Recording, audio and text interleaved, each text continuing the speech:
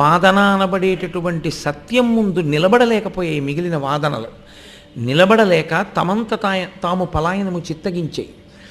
ఆ కారణం చేత ఆసీతు హిమాచల పర్యంతము శంకర భగవత్పాదుల యొక్క పాదములకు నమస్కారం చేసింది. ఆయన జీవితం వడ్డించిన విస్తరి కాదు. ఆయన నడిచినటువంటి పదం పూలబాట కాదు. కేవలం శరీరంతో ఉన్నది 32 సంవత్సరములు, చేసినది 3 సంవత్సరములు భారతదేశమంతా పర్యటన. అడుగు తీసి అడుగు వేస్తే వాదన. ఎక్కడికి వెడితే అక్కడే 72 అవైదికమైనటువంటి మతములు ప్రబలిపోయి ఉన్నాయి. ఎక్కడికి వెడితే అక్కడే వాదన.